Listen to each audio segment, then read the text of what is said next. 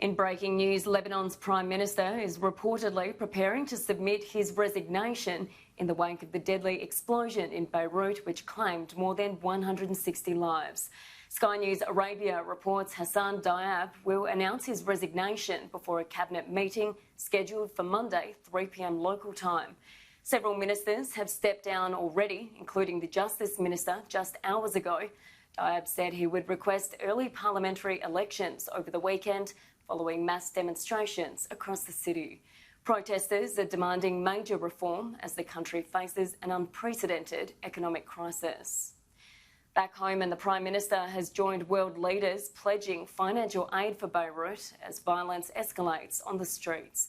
Australia has also backed calls for an independent investigation into the port explosion, which killed more than 150 people.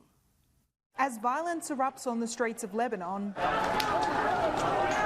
a pledge from Prime Minister Scott Morrison, another $3 million for humanitarian assistance, bringing Australia's total contribution to $5 million. The World Food Programme and the Red Cross are the agencies to which we'll be providing that support, and that's to support the most urgent of humanitarian supplies. The blast in Beirut killed at least 158 people, including a 2-year-old Australian boy.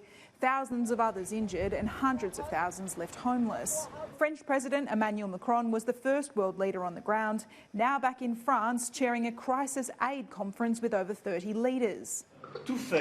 Together we have to do everything we can so that violence and chaos do not win the day. President Macron warning Lebanon's future is at stake, with leaders pledging over $430 million for immediate relief. And we're also all very aware on the call last night of the many challenges that Lebanon currently faces. Australia has also backed France's calls for urgent reforms in Lebanon and is supporting the need for an independent and transparent investigation into how the port explosion took place.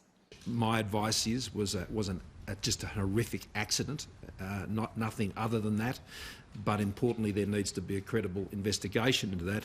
International aid desperately needed as tensions threaten to boil over in Beirut. Trudy McIntosh, Sky News, Canberra.